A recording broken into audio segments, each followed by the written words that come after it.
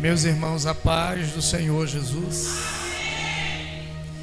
Que bênção nós estarmos mais uma vez nesta abençoada igreja,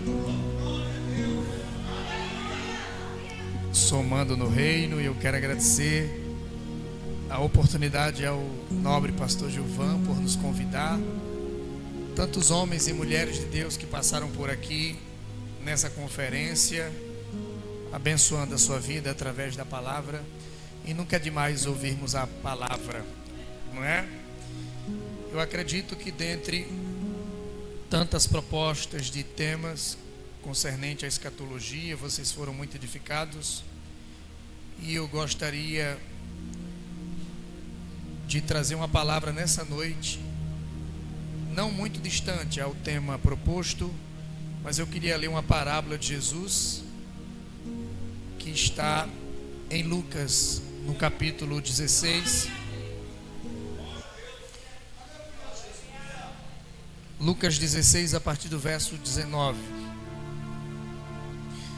Dentre tantos textos do Novo Testamento concernente à doutrina das últimas coisas, essa parábola de Jesus, que não é uma parábola, não é? Já eu vou explicar para os irmãos. Ela também faz parte desse tema tão abençoado. Lucas capítulo 16, a partir do verso 19. Quem encontrou, diga amém. Ora, havia um homem rico que vestia-se de púrpura e de linho finíssimo, e vivia todos os dias regalada e esplendidamente. Havia também um certo mendigo chamado Lázaro, que jazia, cheio de chagas, à porta daquele, e desejava alimentar-se com as migalhas que caíam da mesa do rico, e os próprios cães vinham lamber-lhes as chagas. E aconteceu que o mendigo morreu, e foi levado pelos anjos para o seio de Abraão. E morreu também o rico, e foi sepultado. E no inferno ergueu os olhos,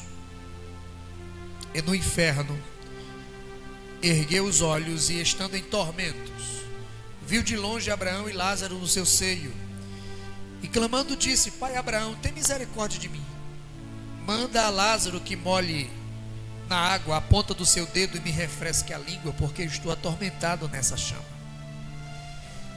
Disse, porém, Abraão: Filho, lembra-te de que recebeste os teus bens em vida, e Lázaro somente os males, e agora este é consolado e tu é atormentado.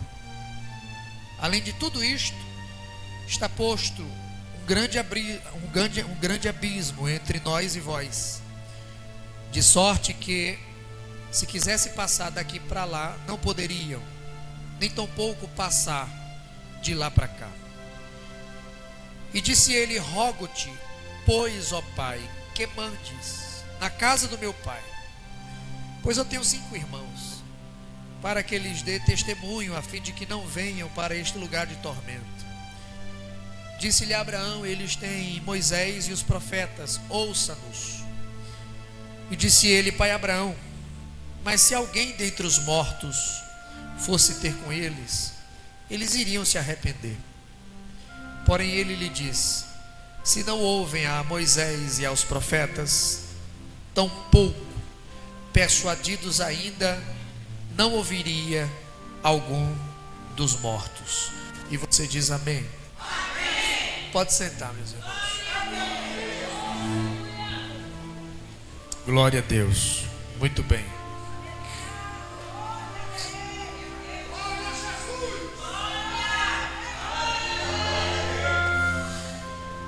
Preste a sua atenção por alguns minutos.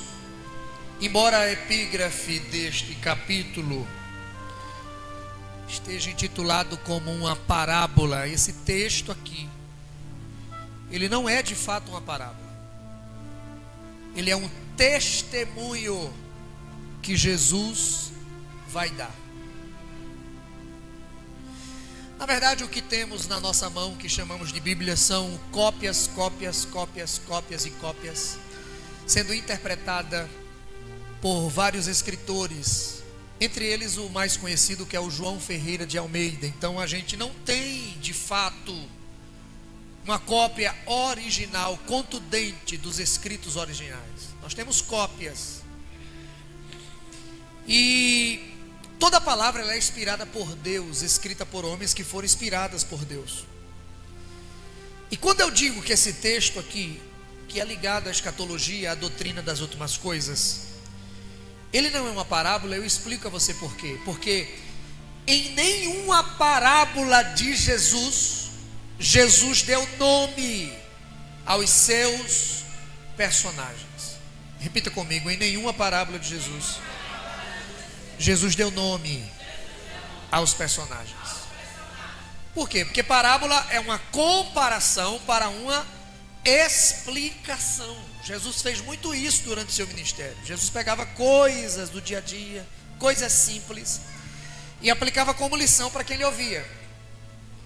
Exemplo de algumas parábolas que Jesus nunca deu nome aos seus personagens. Por exemplo, Jesus um dia contou uma parábola dizendo assim: um certo homem tinha 2 filhos, mas não sabemos o nome de nenhum dos dois, nem do mais novo, nem do mais velho. Em outra parábola, Jesus disse assim: um certo semeador saiu para semear a sua semente. Ninguém sabe o nome do semeador. Em outra, Jesus disse: o reino dos céus é semelhante a 10 virgens, 5 loucas e 5 prudentes. Mas ninguém sabe o nome das 5 loucas e das 5 prudentes. Em outra parábola, Jesus disse: um certo homem descia, quem lembra dessa? De Jerusalém para Jericó. Ninguém sabe o nome do homem, que é a parábola do bom samaritano. Em outra, Jesus disse assim: um certo homem tinha uma figueira plantada na sua vinha. É a parábola da figueira estéril. Ninguém sabe o nome do homem. Ou seja, em nenhuma parábola de Jesus ele deu nome aos seus personagens, porque era uma ilustração, era uma metáfora. As parábolas de Jesus eram uma comparação para uma explicação. Já esse texto aí, olha que coisa interessante, de Lucas capítulo 16, a partir do versículo 19, aí sim, nós temos alguns nomes específicos. Nós temos aí alguns personagens específicos que nos dá a ideia, nos dá a certeza, nos dá a convicção de que não é uma parábola, é um testemunho verídico que Jesus vai dar. Nós temos aí um homem rico, é o primeiro personagem. Nós temos aí Abraão, você vai perceber aí no texto o nome de Abraão. Nós temos aí uma palavra chamada Hades, que é o mundo dos mortos. Nós temos aí o nome do mendigo que se chama Lázaro. Aparece aí o nome de Moisés e aparece o nome dos profetas. Moisés foi uma metáfora? Moisés foi uma comparação? Não, Moisés existiu. Os profetas foi uma comparação? Não, os profetas existiram. O mendigo Lázaro aqui, que recebe o seu título, que recebe o seu nome, foi uma comparação? Não, é um personagem. Em outras palavras, esse capítulo 16, a partir do versículo 19 de Lucas, não é uma parábola, é um testemunho que Jesus vai dar. O primeiro personagem que aparece nesse testemunho, Jesus vai falar de um homem rico. Ele era um homem tão rico que as suas vestes eram esplêndidas. A Bíblia diz que ele vestia-se de púrpura e linho finíssimo, e vivia sua vida regalada e esplendidamente. Ou seja, dia após dia, ele não se preocupava com o amanhã, porque para ele já bastava o que ele tinha hoje. Vou repetir: esse homem não se preocupava com o amanhã, porque para ele o mais importante é o que ele tinha hoje. O homem rico, na qualidade desse testemunho que Jesus está contando, ele era tão ovacionado, era tão respeitado, esse homem na época, que quando um homem desse morria, escute, em sua cidade era comum um cortejo fúnebre especial. Pessoas influentes da cidade se faziam presente na cerimônia fúnebre. Na época existia, não é, pastor Gilvan, as chamadas carpideiras. Quem sabe aqui o que é carpideiras? Eram mulheres contratadas, pagas, para chorar nas celebrações fúnebres. Essas mulheres choravam desesperadamente. Tinha umas que puxavam até o cabelo da cabeça, e as pessoas achavam que fazia parte mesmo da família, mas era tudo encenação. É por isso que quando Jesus, eita Deus, chegou na casa de Jairo, as carpideiras estavam lá chorando, e Jesus mandou logo todo mundo desaparecer. Saiam daqui, porque a vida chegou na casa. Eita glória! Parem com esse choro de falsidade. Pode sair de dentro da casa, porque eu vou ressuscitar a menina que está morta. Quem pode dar glória a Deus? Eita Deus, que coisa forte. Deus está na casa. Não existia as carpideiras na época. Pessoas influentes na cidade ia à cerimônia fúnebre de uma pessoa como essa, como esse homem rico aí do testemunho que Jesus está dando. Do contrário, nós temos o outro personagem, que é o mendigo por nome de Lázaro. E aí era tudo contrário. Um mendigo nessas condições, nessas qualidades aí de Lázaro, era comum ser encontrado debaixo das marquises da cidade. Quando a família não aparecia para dar um sepultamento digno a esse tipo de gente, eles eram enterrados como indigentes. Tinha corpos que eram encontrados até no lixo. Mas a questão aí do testemunho que Jesus está dando não é de fato a vida terrena, porque tem uma vida muito mais além do que essa que nós vivemos aqui na terra. E é uma vida chamada eterna. E para essa vida chamada eterna, a gente tem que se preparar enquanto respiramos esse fôlego de vida que Deus nos deu aqui na terra, enquanto em carne. Enquanto estamos respirando esse fôlego de vida que Deus nos deu, nós temos o poder da decisão nas nossas mãos. E a diferença aqui, pastor Gilvan, do homem rico para o mendigo Lázaro, é que ambos os dois morrem. E a diferença, diz o texto, é que o rico vai para o inferno. E o inferno, eu anotei aqui, é o lugar de castigo de todos aqueles que pecam e se rebelam contra Deus. O inferno não é domínio do diabo. O inferno é o lugar para onde o diabo vai ser castigado para a vida eterna. E quando esse rico chega no inferno, ele vai fazer o que ele deveria ter feito em vida. A Bíblia diz no capítulo 16, versículo 25, pastor Gilvan, que ele começa a clamar. Clamar significa gritar em voz alta.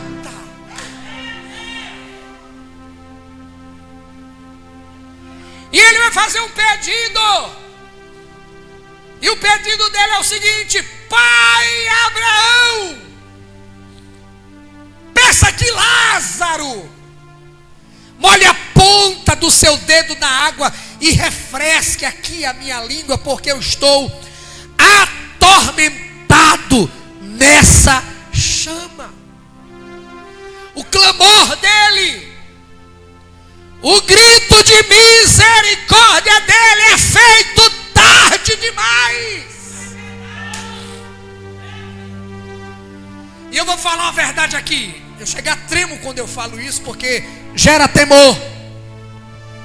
Tem muita gente que enquanto está em vida nessa terra, não dá crédito às verdades do Evangelho.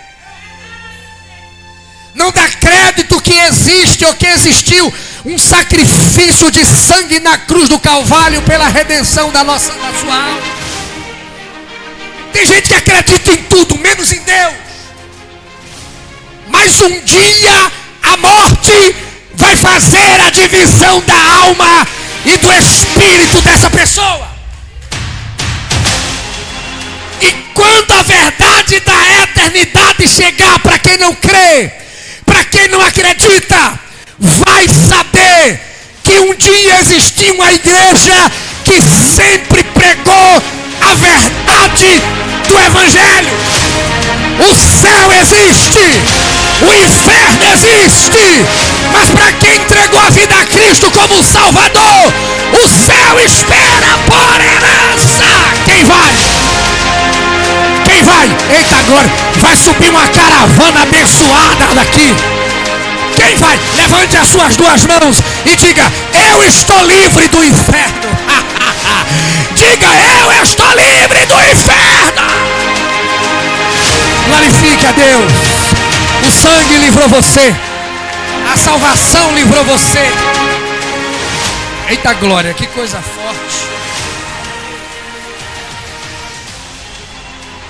O pedido de misericórdia do homem rico é feito tarde demais. No inferno não tem como pedir mais por misericórdia. Misericórdia só se pede enquanto em vida. No inferno não tem como mais pedir por uma segunda chance ou uma segunda oportunidade. Chance se tem enquanto em vida. Ele não se preparou para o outro lado da vida. Todos aqueles que estão nessa terra, como eu acabei de falar, que não acreditam na verdade do Evangelho e que existe uma salvação pelo sangue de Cristo para lhe resgatar da condenação eterna, são como loucos que ajuntam tesouros na terra sem se preocupar com a sua alma amanhã.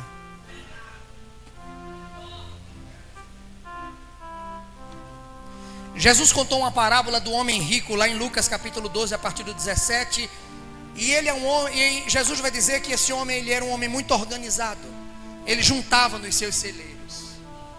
Ele era um homem precavido. Ele fazia reservas. Só que Jesus vai dizer que é dado um grito. E esse grito quem dá é Deus. E em Lucas capítulo 12, verso 17, o grito é o seguinte: louco,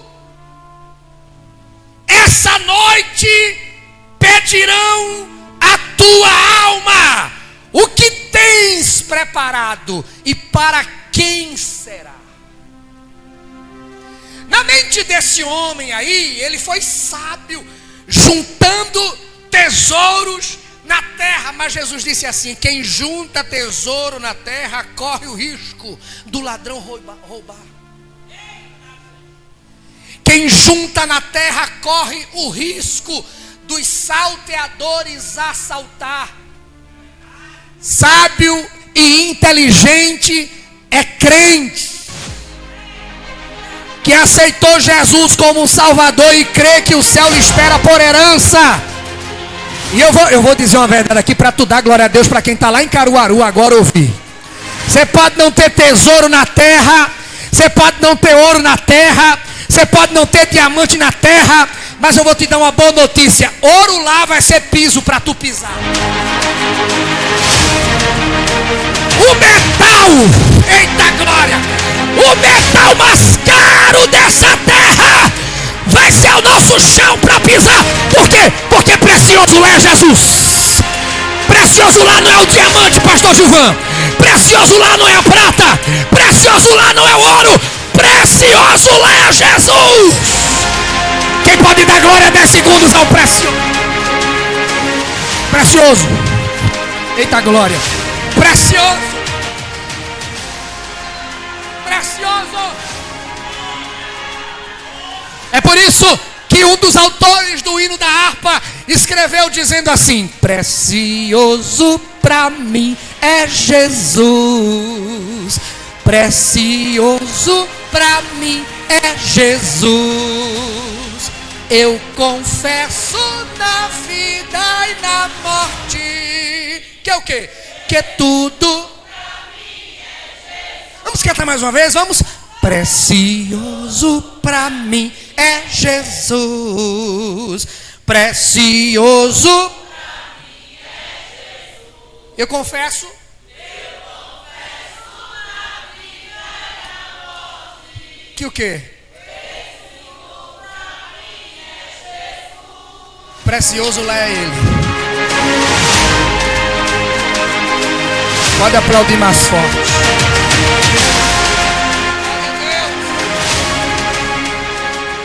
Precioso lá é Ele.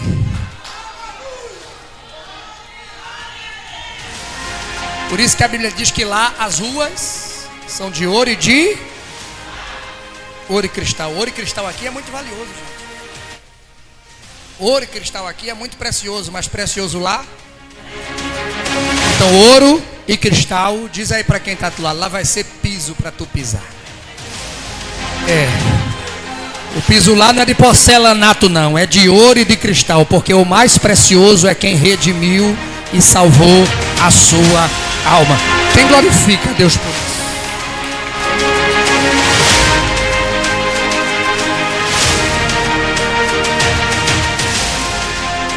Você juntou, achando que estava sendo sábio, mas você é um louco, porque se hoje pedirem a tua alma, você juntou para hoje e não se preocupou com amanhã.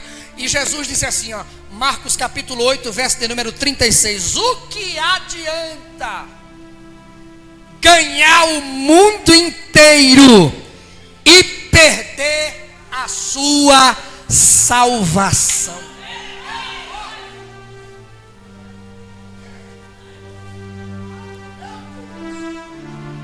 Estamos diante dessa realidade que não podemos omitir. O céu existe e o inferno também. Diga comigo, o céu existe, e o inferno também. Tinha um pastor em São Paulo, isso aqui é um testemunho que ele escreveu no livro dele. Já concluo, tá? Não vou demorar muito. O nome desse pastor chamava-se Antônio Munhoz. Antônio Munhoz. Esse homem de Deus foi o pastor presidente da cidade de Americana. Cidade de Americana, lá em São Paulo, um dos maiores templos evangélicos é o da Assembleia de Deus. 5.300 pessoas sentadas. E pastor Antônio Munhoz ganhou milhares de almas nessa cidade. E ele escreveu um livro com o tema As Experiências de Munhoz. E numa das páginas do seu livro é um testemunho que ele dá do seu pai. Ele diz que seu pai foi acometido de uma enfermidade e ficou internado por alguns meses. E todos os dias ele passava a visitar o seu pai e tentava convencer o seu pai dele voltar para os caminhos do Senhor, porque o seu pai era afastado. E ele sempre dizia para Deus: Deus, já ganhei milhares de almas, tenho muitos filhos na fé, mas me presentei com o retorno do meu pai para a sua presença. E ele contando no seu livro, pastor Gilvan, que das visitas que ele fazia ao seu pai, no final delas, ele fazia o convite: papai, volta para Jesus, volte para a presença de Deus, papai. E o pai dele sempre retrucava: não, meu filho, não vem com essa de voltar para a presença de Deus, não vem com essa de me pedir para retornar para Deus, não vem com essa não, fale qualquer coisa, menos de Deus para mim. E ele insistentemente, dia após dia, visitava o pai, e todo dia ele insistia: pai, volta para Jesus, volta para Jesus, volta para Jesus. E ele vai escrevendo no livro, e tem uma parte do livro que ele diz que infelizmente o seu pai morreu. E quando o seu pai morreu, isso é ele falando no livro, ele começa a questionar a Deus. para onde o seu pai tinha ido. E ele começa a orar e diz: Deus, eu não quero crer que o meu pai foi para onde eu estou pensando. Eu quero crer que por milhares de almas que eu já ganhei nessa cidade e milhares de filhos na fé, com certeza o Senhor deu mais uma oportunidade ao meu pai. Eu sei que eu fiz o convite e ele não voltou. Eu sei que eu fiz o convite e ele não reatou a aliança com o Senhor das vezes que eu fiz o convite. Mas agora eu fui pego de surpresa pela partida dele. Quem sabe ele se arrependeu, quem sabe ele voltou, quem sabe. Então me mostra, Deus, para onde foi meu pai? E ele começa a pedir a Deus em oração: Deus, me mostra para onde foi meu pai, me mostra para onde foi meu pai, me mostra para onde foi meu pai. E ele conta no livro que um dia ele orando, Deus abriu a visão espiritual dele. E 2 anjos, isso é ele contando no livro, desceu numa velocidade tão grande do céu que ele não sabia explicar. Um pegou na mão direita dele, outro pegou na mão esquerda. E ele diz no livro que o mais impressionante é que esses 2 anjos não subiam, descia. Ele diz que esses 2 anjos desceu, mas desceu tão profundo que chegou num lugar de densas trevas. Você sabe o que é densas trevas? Se você não sabe o que é densas trevas, eu vou lhe dar uma explicação bem simples para você entender. Quem já dirigiu aqui um dia com neblina? Quem já dirigiu um dia aqui com neblina? Eu já dirigi várias vezes com neblina, indo para algumas cidades. Neblina é aquela massa branca que, se você não tiver cuidado, você pode causar até um acidente. Você não consegue ver nada do que está na sua frente. Pronto. Densas trevas é o contrário. Neblina é uma massa branca, é uma fumaça branca. Densas trevas é o contrário, é uma fumaça preta. E foi o que ele viu: densas trevas. E ele contando lá no livro que os anjos chegaram com ele nesse lugar, e de repente ele ouviu um dos anjos dizer para ele assim: entra! De forma que os 2 anjos ficaram lá de fora. E ele passou a adentrar por dentro daquela densas trevas. E ele caminhou. Quando ele chegou a uma certa distância, ele começou a ouvir gritos.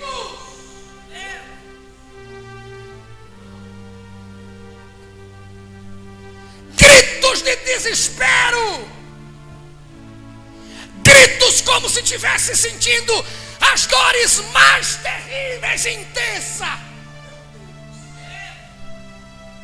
E os gritos começou a chamar a atenção dele. Ele continuou andando sem ver nada, só ouvindo os gritos. E dos gritos, pastor Gilvan, que ele ouvia, ele começou a prestar atenção em um mais intenso, que era semelhante à voz do seu pai.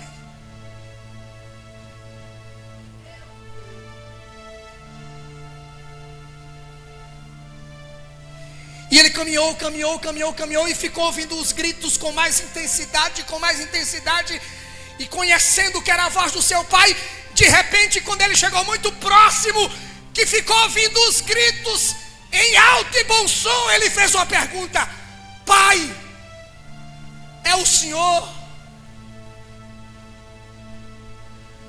O pai respondeu para ele com voz trêmula: Munhoz, é você, meu filho. Você veio me buscar, mas eu não tenho como sair daqui.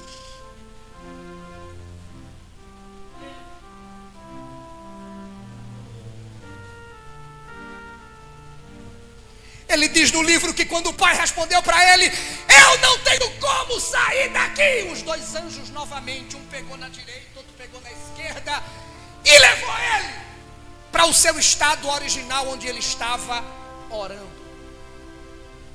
Quando ele se acordou de manhã da oração, quando ele se levantou dos joelhos, 5 e meia da manhã, o céu já tinha raiado, Ele entendeu que foi uma revelação e Deus mostrou para ele para onde o seu pai tinha ido. E sabe o que ele diz no livro? Que ele ficou chateado com Deus, irado com Deus. Ele ficou tão chateado que ele diz no livro que passou mais de 15 dias sem querer nem olhar para o céu. Ele disse: Deus, eu ganhei tanta alma nessa cidade, tantos filhos na fé eu tenho nessa cidade, e o meu pai se perdeu, Deus. Meu pai está no inferno, Deus.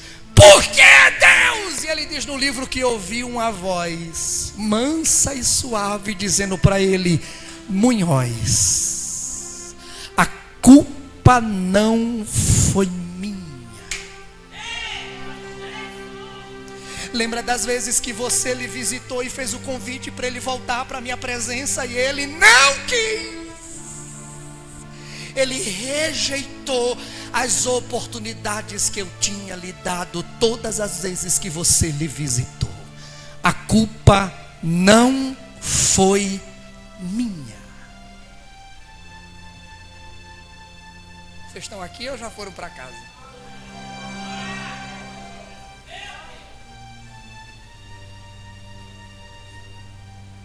Eu vou lhe dar 10 segundos para você meditar um pouco aí. Está forte, Deus está aqui, pastor João.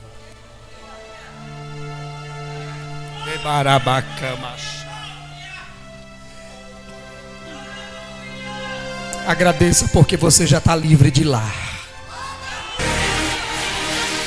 Por favor, se você estava querendo se afastar dessa presença, tire esse pensamento hoje. Tira esse pensamento de fraqueza hoje. Tira esse pensamento de desistir hoje.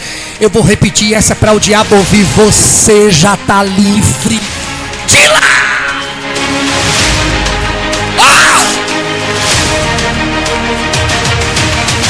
Levante uma das suas mãos, por favor, e diga: eu estou livre do inferno. Eita glória, livre. Só os livres adora, glorifica, exalta.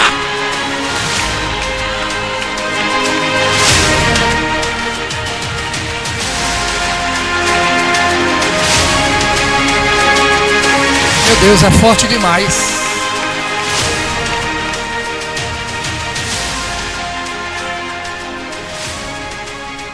A culpa não é nossa quando fazemos o convite a alguém que essa pessoa rejeita.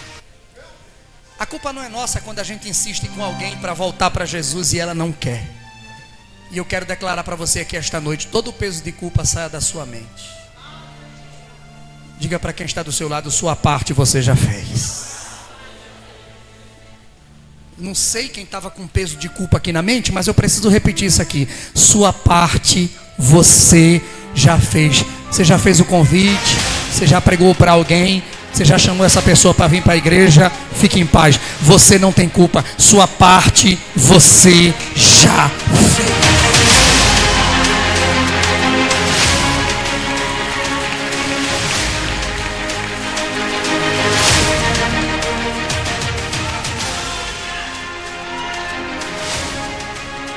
Quando o rico percebe que para ele não tem mais jeito, a Bíblia diz que ele faz um rogo. Ele vai rogar. Rogar é pedir sem parar. E ele vai dizer assim, ó: Pai Abraão, já que o Senhor não pode permitir que Lázaro molhe a mão na água e refresque a minha boca, deixa eu pedir para que seja enviado daqui para lá. Deixa eu pedir para que vá alguém lá em casa e pregue para os meus 5 irmãos, para eles não virem para cá. Pede para Lázaro ir lá. Aqui é terrível, eu não quero que os meus irmãos venham para cá. Aí Abraão vai responder, Abraão vai dizer: não tem como.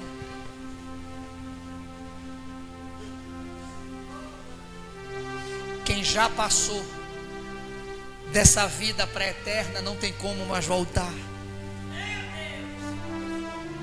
Eu não posso mandar Lázaro sair daqui para pregar para seus irmãos. Como não, pai Abraão? Aí o pai Abraão vai dar uma resposta: porque eles têm Moisés e os profetas. Se eles quiserem ouvir qualquer palavra de perdão, salvação e serem livres do inferno, que eles ouçam quem está vivo, porque quem já morreu não tem como mais voltar.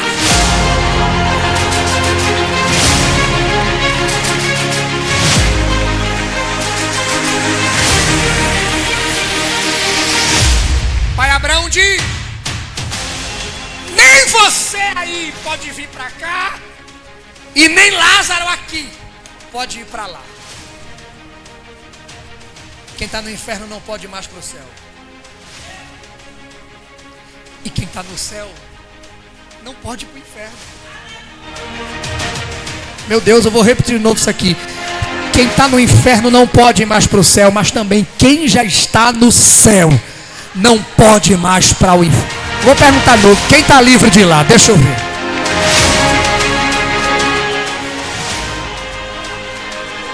Pergunte para mim: quem são Moisés e os profetas? Pergunte para mim: quem são Moisés e os profetas? Eu lhe respondo quem são Moisés e quem é os profetas. Sabe quem são Moisés? Quem Deus levanta como líder para pregar a verdade do Evangelho. Está aqui pastor Gilvão, é um Moisés. Está aqui sua companheira, um pregoeiro do Evangelho, um casal abençoado que Deus levantou para pregar as verdades do Evangelho. Pergunte para mim: e quem são os profetas? Olhe para quem está do seu lado e diga: você. Pastor Gilvão, só a igreja tem a palavra da verdade e da salvação. Irmão, ninguém por aí prega isso aqui não, irmão. A mensagem da salvação, a mensagem do céu, do perdão, só está na boca de quem é salvo em Jesus. Você tem autoridade para pregar o Evangelho, para pregar a palavra. Quem pode dar glória a Deus aí? Diga comigo: só a igreja tem a mensagem da salvação. Só você, está na sua boca. Você pode não saber ler nem escrever, mas se você sabe abrir a sua boca para dizer: Jesus salva, perdoa, cura, batiza e leva para o céu, já está de bom tamanho.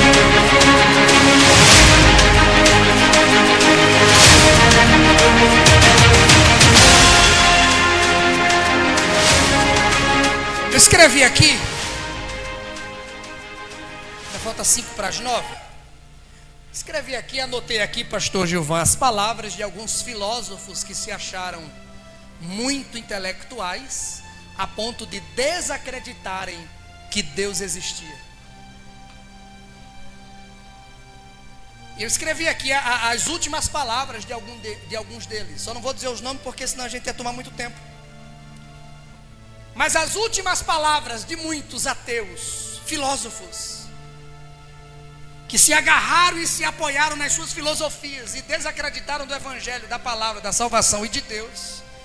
Eles disseram algumas palavras no fim dos seus dias ou no leito de morte. Um deles abriu a boca gritando e disse assim: eu estou em chamas. Outro gritando disse assim: fracassei. Teve outro que disse assim: sofro os tormentos dos perdidos. Teve outro que foi mais além. Outro disse assim: até o momento eu não acreditava que existia nem Deus e nem o inferno, mas agora eu sei que ambos existem e a minha alma está entregue na mão do juízo do Todo-Poderoso.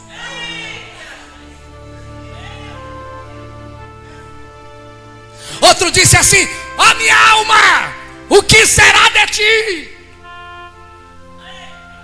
Outro disse assim: deve haver um Deus, e eu acho que Ele está me castigando por causa dos meus pecados.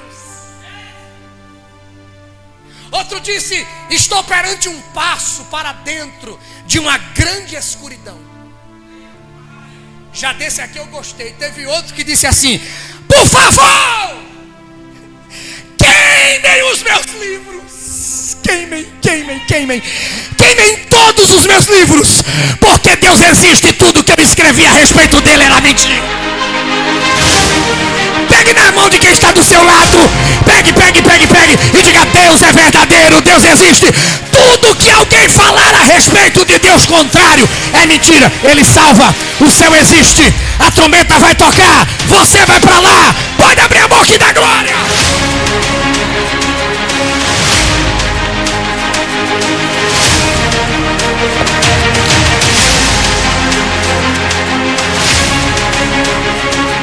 Pode adorar.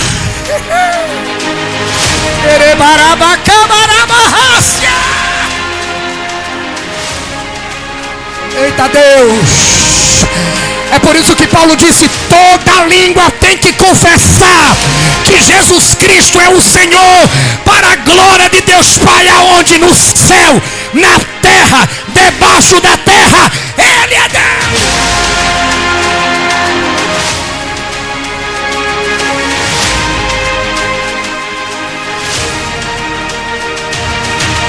Eu acabei de falar para você as últimas palavras de filósofos, de ateus, que desacreditaram de Deus. Mas também eu anotei aqui, escrevi aqui as últimas palavras de servos de Deus nos seus últimos fôlegos de vida. Se eu falar o nome vai demorar muito, mas um deles disse assim, ó. Se tu entender, tu dá glória, tá? Um deles disse assim: que contemplei uma visão que não posso descrever.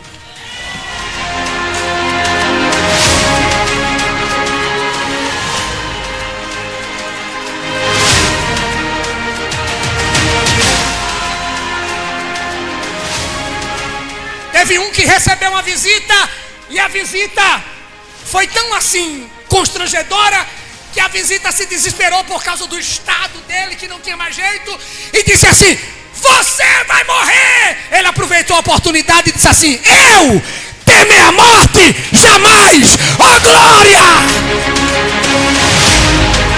Quem pode dar glória ao vencedor da morte?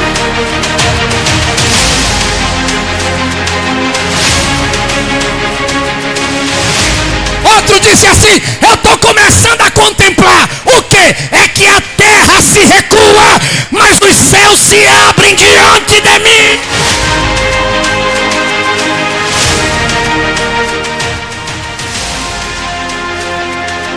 Outro no leito da dor, gemendo, chorando, disse assim: o sol está se pondo, mas o meu está nascendo. Eu vou deixar esse leito de enfermidade para receber uma coroa da glória. Glorifique, glorifique, glorifique.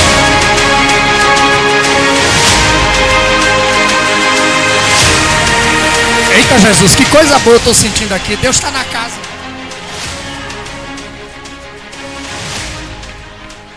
Nomes do inferno.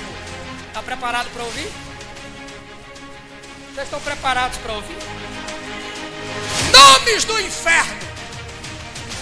Lugar debaixo da terra.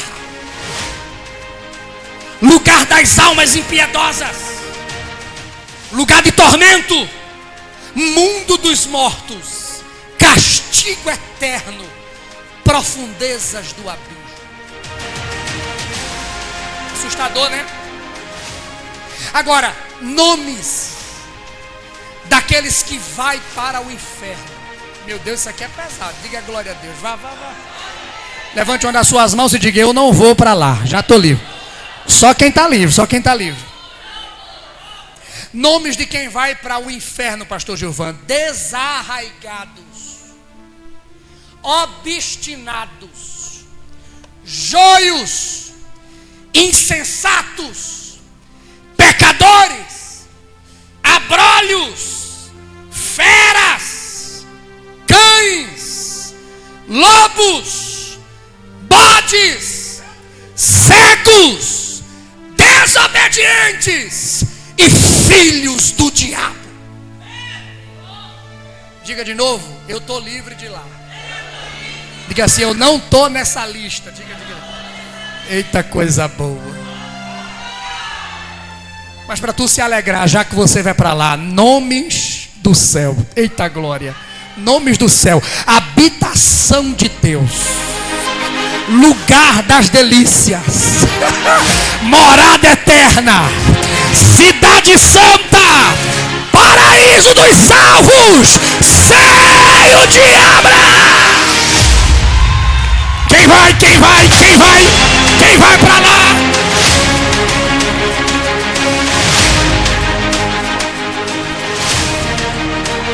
Eu já estou fechando a mensagem, eu vou fechar a mensagem agora. Ó, deixa eu te dar uma ideia. Se é você, dê glória a Deus. Se é você, dê glória a Deus com o que eu vou falar, tá?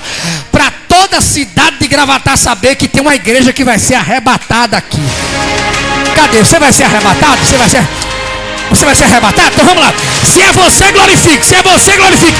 Nomes daqueles que vai para o céu. Ovelhas, sal da terra, luz do mundo, mas que vencedores, fiéis, herdeiros, escolhidos, filhos da promessa, salvos, santos, noiva do Cordeiro.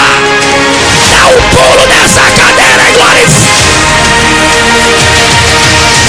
Quem vai? Quem vai? Quem vai?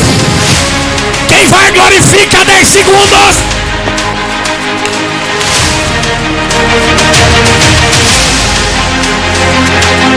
Cadê a noiva do Cordeiro? Cadê o sal da terra? Cadê as luzes do mundo? Cadê os perdoados? Cadê os resgatados? Vai subir uma caravana grande aqui de Gravatá. A trombeta vai tocar. E essa igreja, oh meu Deus, adora, glorifica, recebe, exalta.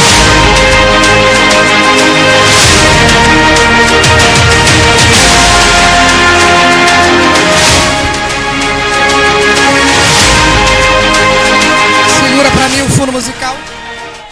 Meu Deus, que coisa forte.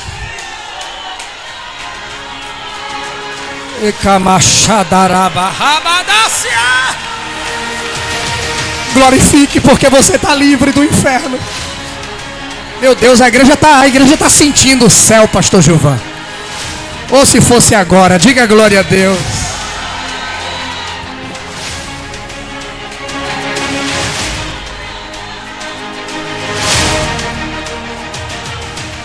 Vamos cantar, gente? Vamos cantar para encerrar? Muito em breve vai sair uma notícia que um povo desapareceu. Era o quê? Que aqui? Esse povo era o povo de Deus. Onde está?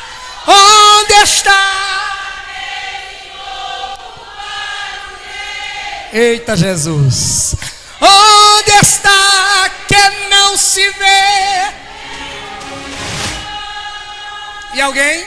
Alguém com voz de lamento vai dizer neste momento: aquele povo. Só mais uma vez, onde está? Vá. Onde está? Vão dizer assim. Vão sentir falta de nós, vão sentir falta de nós.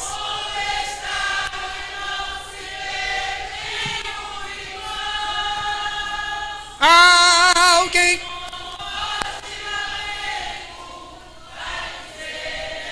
Oh.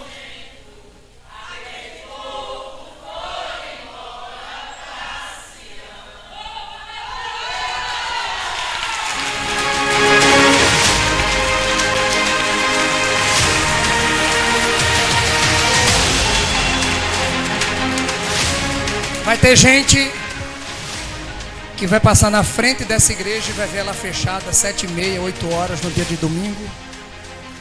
Mas aí, o que é que está acontecendo? 7h30?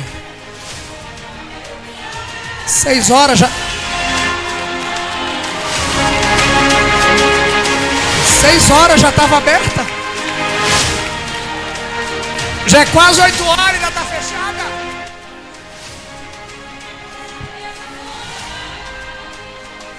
Tem gente que vai comprar pão na padaria do irmão José.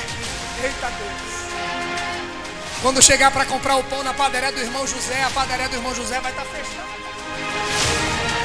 O que é que está acontecendo? Abria de 5 horas. Filhos vão gritar: ó pai, ó mãe. Noticiários. Em todos os canais de televisão vai ter que abrir a boca para anunciar. Aconteceu algo que nós não estamos até então sabendo explicar.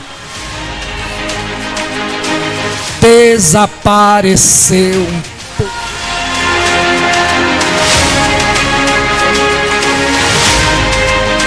Eita glória. Eu sei, eu vou liberar algo profético aqui. Libere algo para você. Eu sei que a certeza do salvo é a salvação e o céu por herança. E eu sei que você tem certeza e convicção de que se você partir dessa vida, o céu está ali esperando. Mas eu quero profetizar com você, e eu também vou profetizar isso aqui. Quando eu contar de 1 até 3, você vai abrir a sua boca e vai dizer em alto e bom som: eu serei arrebatado. Quem tem fé para isso? Eu quero profetizar que você não provará da morte. Receba essa palavra. De 1 até 3, porque essa é a nossa esperança. Vamos lá? 1, 2, 3. Nós seremos.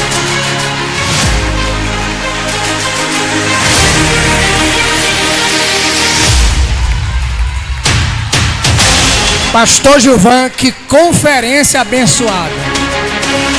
Quem recebeu, irmão? Uma semana é pouco, tem que fazer 15 dias. Irmão. Quem pode dar glória a Deus?